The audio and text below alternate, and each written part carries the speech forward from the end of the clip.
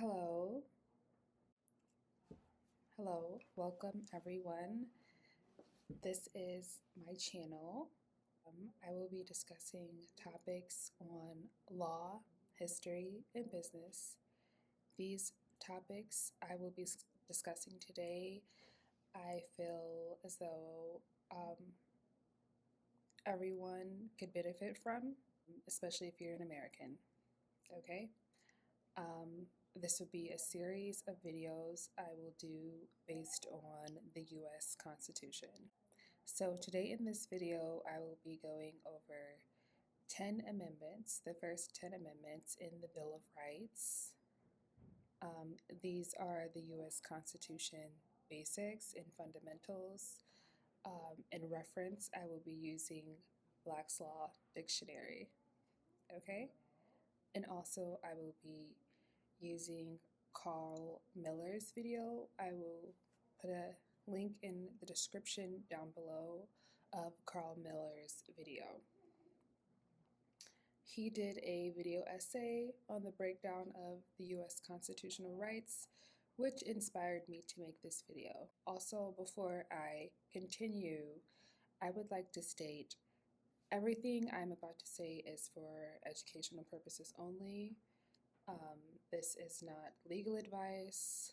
I suggest you do your own research before taking any actions or learning.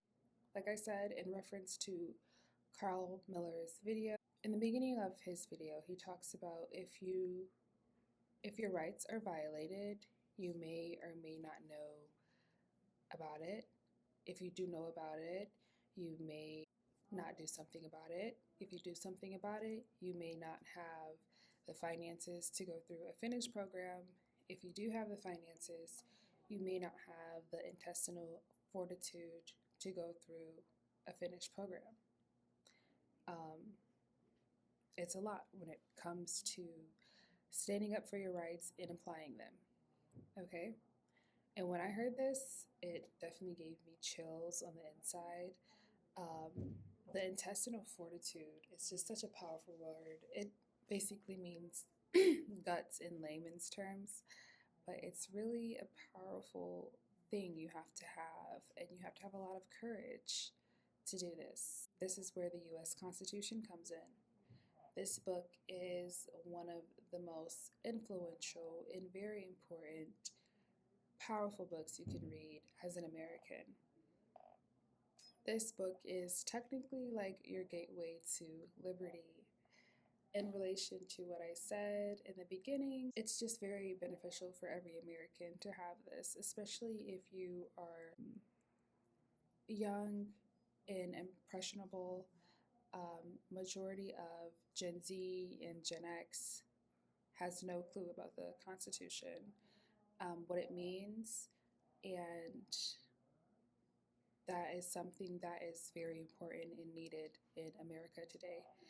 The US Constitution cites Black's Law Dictionary, and Black's Law Dictionary is the supreme law of the United States.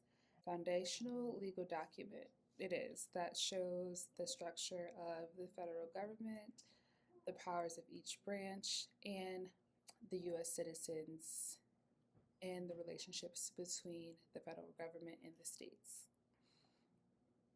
The US Constitution includes preamble, 7 articles, and the 27th Amendment of Rights. The first 10 amendments are called the Bill of Rights. They protect many individuals, and these are topics we will go over in this video. The US Constitution also talks about a variety of other things, such as separation of powers, checks and balances, federalism, and my favorite, individual rights and liberties. Most believe that the US Constitution was created because of the US government's weak system they had in place before the US Constitution. It was pretty weak, I must say. The Articles of Confederation. The Articles of Confederation was technically just too vague and too frail to run the country. After the first American Revolutionary War, the states were loosely connected in the national government and had a major problem, like not being able to collect taxes, or it couldn't regulate trade due to gold not being the standard anymore. I will discuss this extensively in another video. It's a very, very interesting topic and breakdown that we can go through why the world is the way it is today, how modern society came about. No president or court system could defend with such a weak structure. And Congress technically had no power, and if they did, it was extremely limited. This goes to show how Shays' Rebellion was a revelation. It really was. It exposed how the government could not support and regulate effectively to a crisis. So in 1878, the delegates met at the Constitutional Convention in Philadelphia and came together to create a stronger framework. They synchronistically signed as officers of the Constitution, and they signed as officers who represents the people when they signed the Constitution. And what does officers who represents the people mean? Officers who protect and honor the people's constitutional rights. That's what officers who represents the people mean. Which later down the line, some might say, switch back to the people representing the government. But that's another breakdown about history and contracts, which I'll do in another video. But in layman's terms, Republican form of government means a person who holds a position and is expected to act on the behalf of the citizens rather than their own interest. Hence, officers who represents the people. But if you ask me personally, it seems that I don't know if that's the case anymore. Not always, I should say. As a society and as citizens of America, I feel as though we have to take some accountability for how things are being ran. This also can happen when people don't elect representatives to speak for them, and we don't elect people to help on society as a whole. In other words, a good way I like to think about it is to choose policies over people. Policies over people. It doesn't matter who the person is. It doesn't matter what race, what color it is, but if it can help create a better family structure, individual structure, and a better future for Americans as a whole, I suggest that we vote for them. Today, we are going to go over the first 10 amendments that were ratified together December 15th, 1971. This is when people had beneficiary rights. These amendments were here to protect individuals and limit government power. In modern time, we see that government power has increased in specific areas. It has hindered some people, I may say. And some might feel like it's more of a corporate oligarchy, small corporations creating a elite group of people wanting control over majority of the country. A good book that I recommend is The American's Constitution by West Publishing Company. When our founding fathers gave their signature on the Constitution, it constituted a binding contract. This contract was an irrevocable contract. This contract is a contract that cannot be canceled, it cannot be changed, and once agreed upon, it cannot be revoked.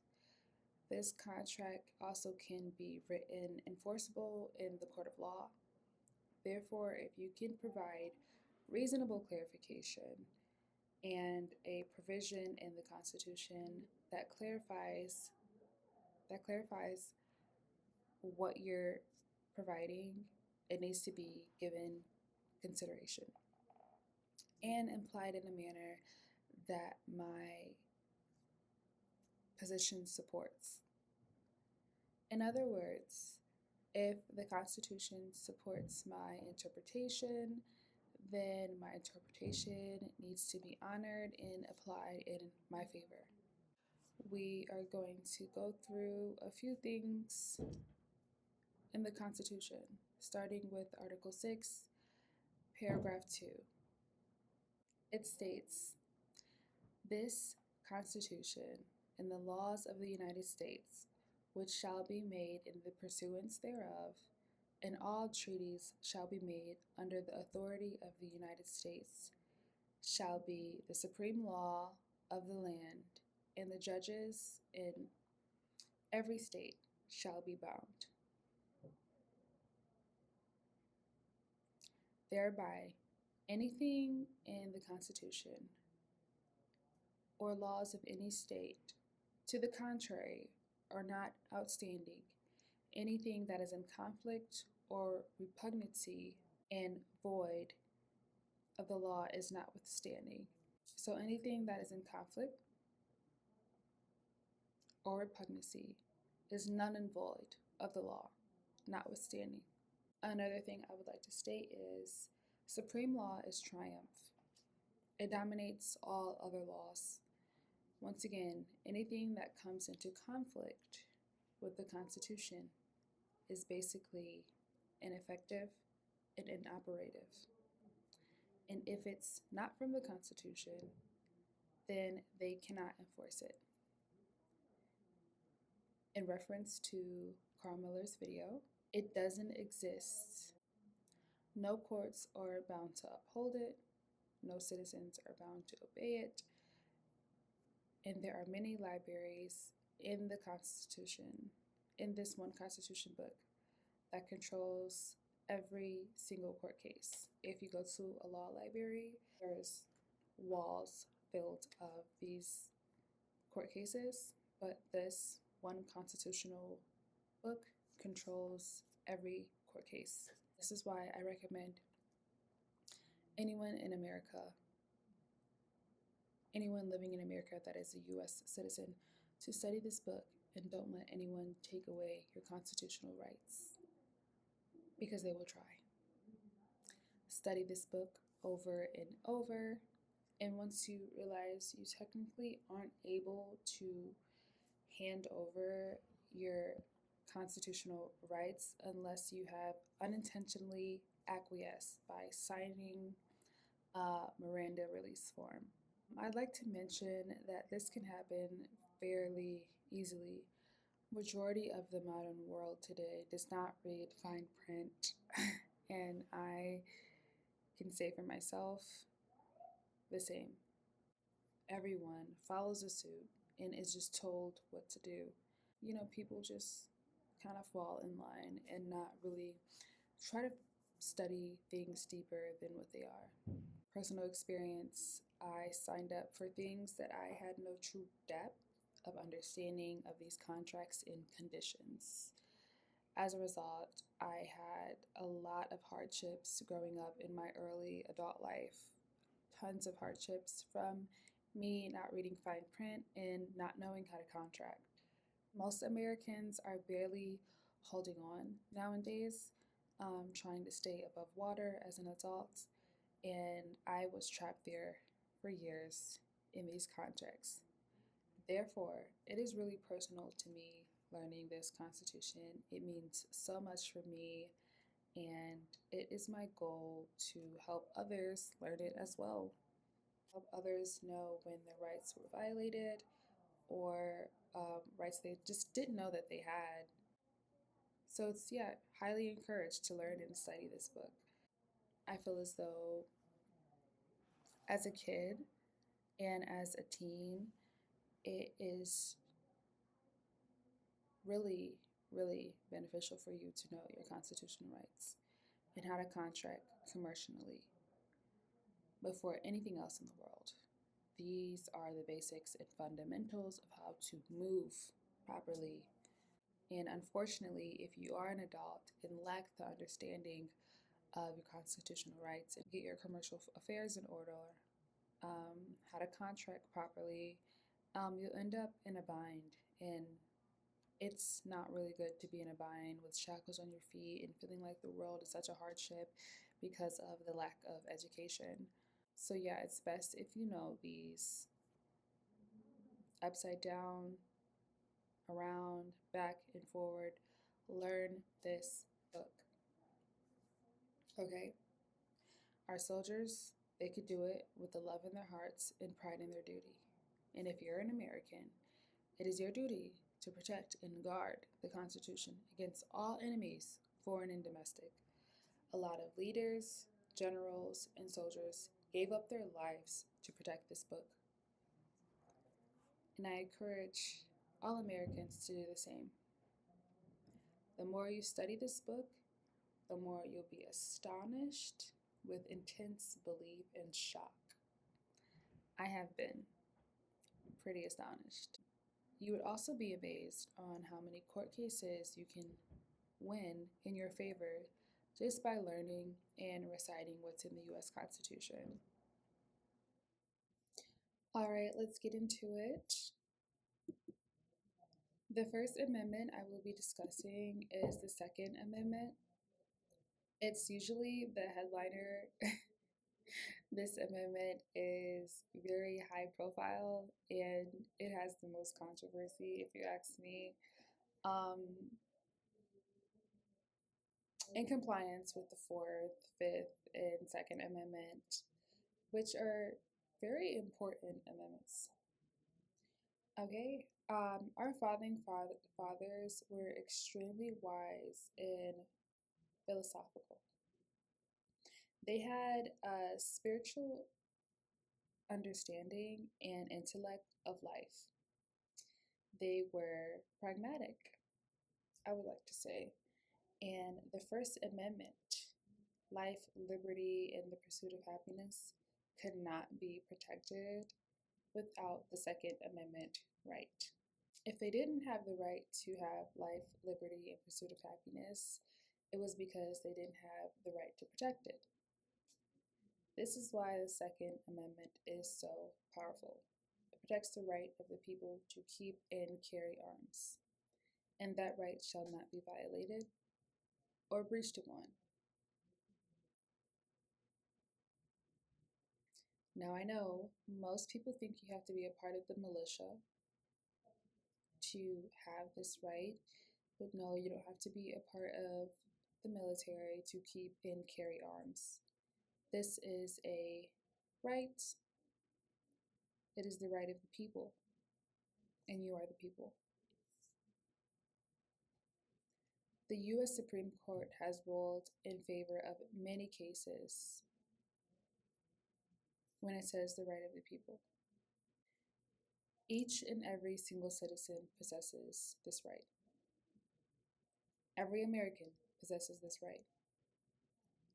This right is equal to all of us, okay? And no, you do not have to be a part of the military.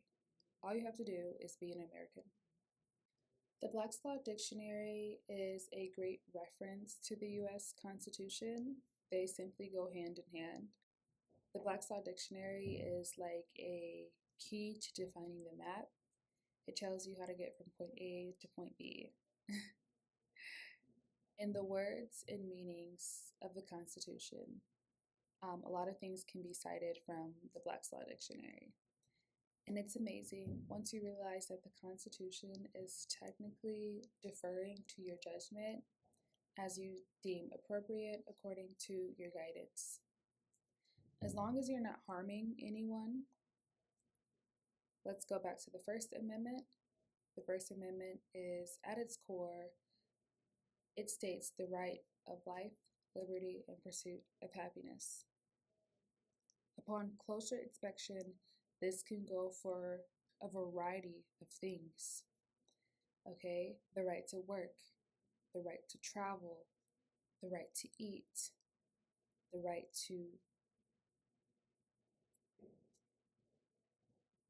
protest, the right to gather around. Thing I would like to state about the right to travel is you're not bound to have a license to travel freely. If you see an Ohio General Assembly or the governor of Ohio or any House of Representatives member, if you see them providing assistance to the advisories of the United States, and if they are tearing down laws to make statutes and codes, there to be a form that they have broken the law, Title 18, Section Code 2381. That states, in the presence of two witnesses to the same overreact in open court of the law, if you fail to timely move and to protect and defend the Constitution in honor of your oath of office, these are subjects to the capital by felony of treason.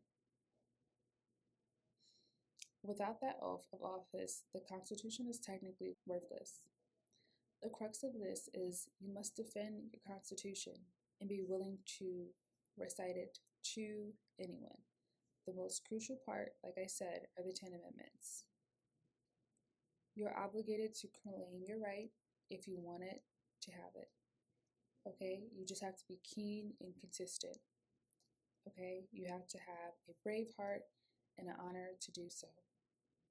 Okay? They're not going to take your right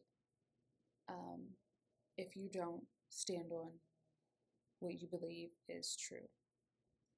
Okay? Be prepared to challenge their judgment at whatever it costs. In regards to Marbury versus Madison, 1803 U.S. Reports. Volume 5, page 137. Some other alternative amendments under your 4th, 5th, and 6th Amendment go hand with Marbury versus Madison. Let's go into the 4th Amendment. To be secured in your houses. What does that mean exactly?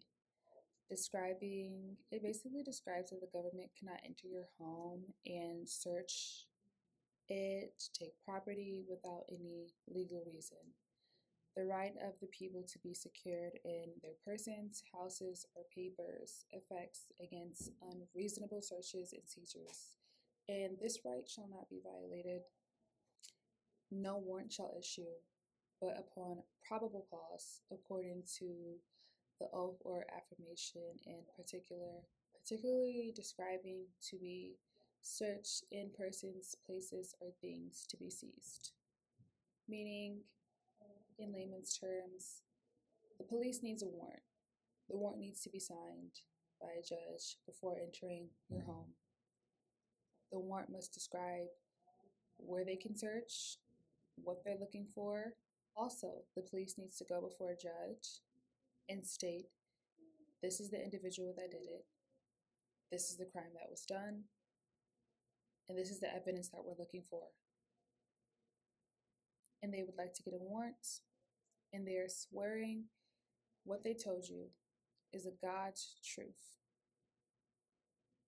Another well-honored amendment is the 9th Amendment. The 9th Amendment, the enumeration in the Constitution of certain rights shall not be constructed to deny or disparage others retained by the people.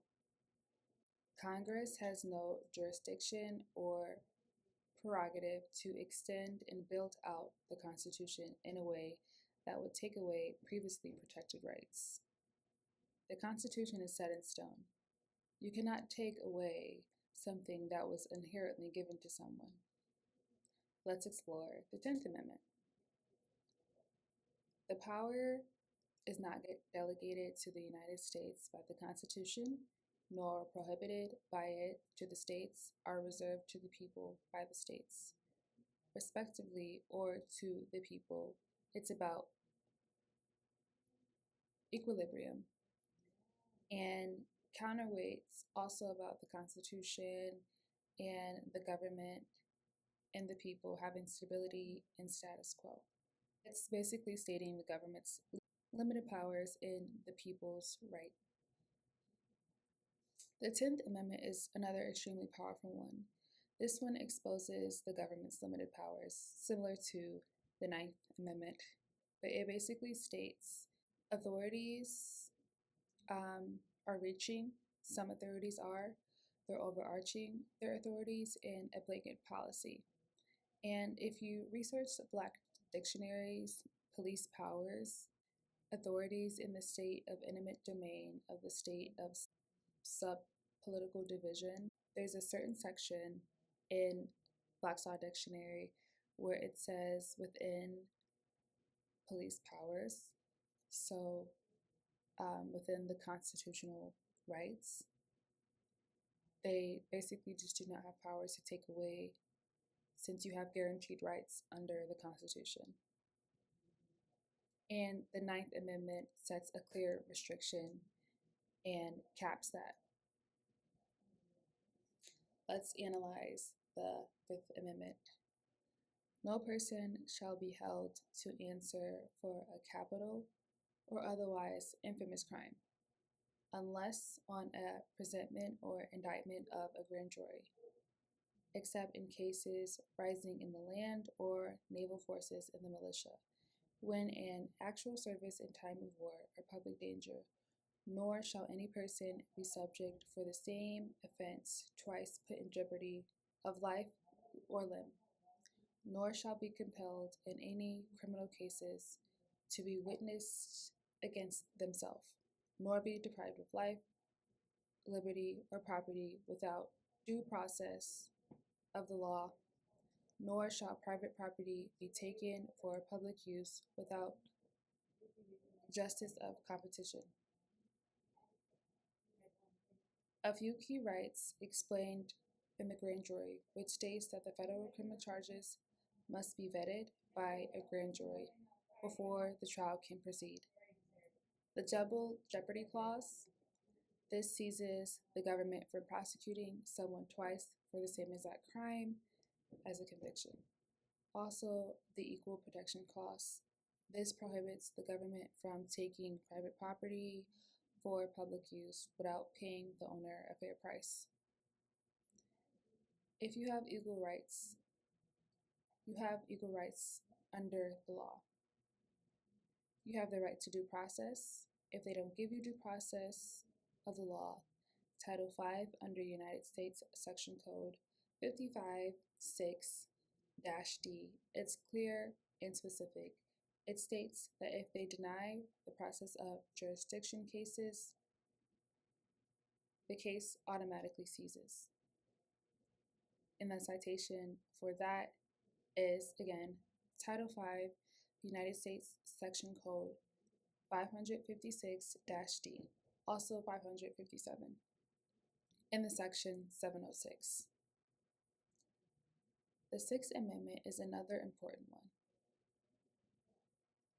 In all criminal prosecutions, the accused shall enjoy the right to a speedy trial and public trial by an impartial jury of the state and district wherein the crime shall have been committed, which the district shall have been previously asserted by law, and to be informed of the nature of the cause of the accusation, to be confronted with the witnesses' states against him, to have compulsory processes for obtaining witnesses in his favor, and to have the assistance of counsel to defense.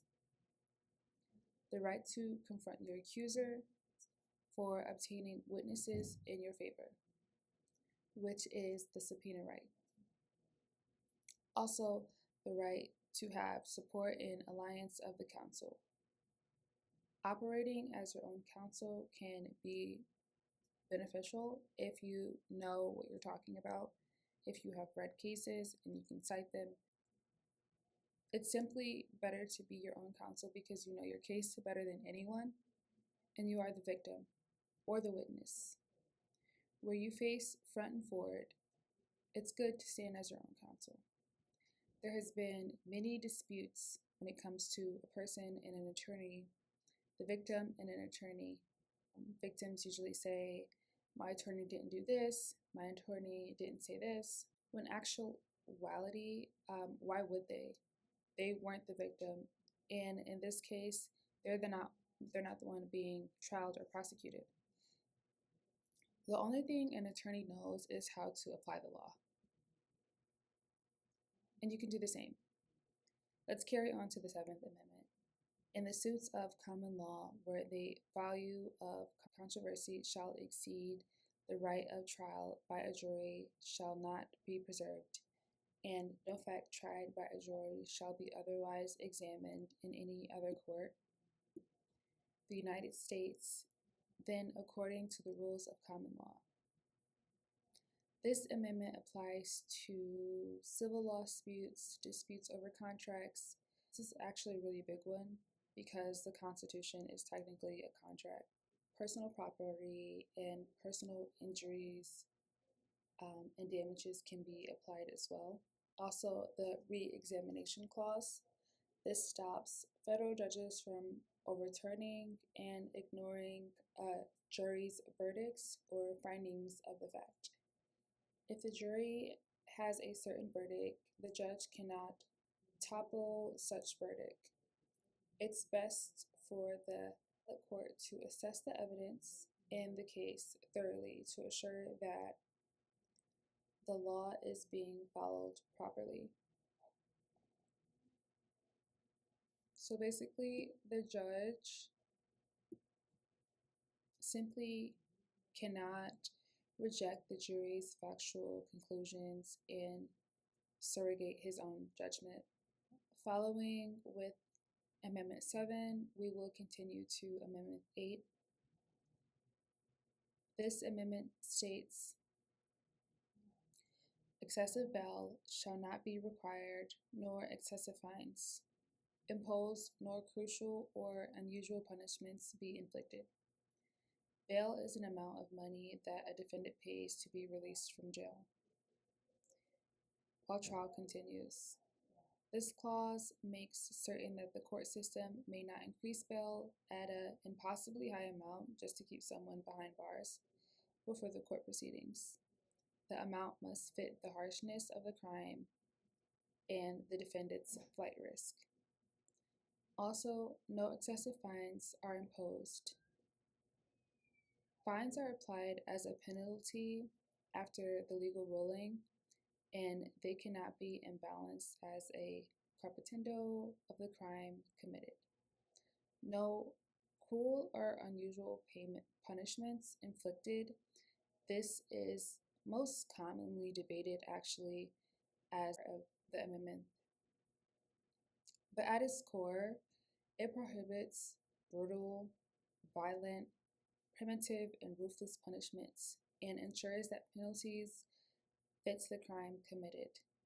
The Eighth Amendment Supreme Court has fully incorporated through the 14th Amendment, meaning all protections apply to the citizens at both federal, state, and government levels. I would like to state lastly before I end this video that the point of the U.S. Constitution is that it's all in writing, and it's undoubtedly a contract. So before I end this, I want you to know, if you're listening and you're a citizen of America, to read your contract. Put it like this. If you're applying for a job and there are certain job descriptions and requirements that need to be met before signing this job and agreeing to do this job, you look at the job description and the requirements and see if you're fit and qualified to do this job. If not, why would you do the job? Just in case you're not fit or required to do the job and something goes wrong, you acquiesced and signed up for liability and litigations, which is not good. It's really not good. It's simply the same as the U.S. Constitution. You need to understand the right and the job that the American citizen has. If you have something and you know something went wrong and you know that this is not right, you have full liability to state your rights and your duties. Thank you for all listening. Please check out the next video. And I am here to teach you about law, history, and finance. Thank you.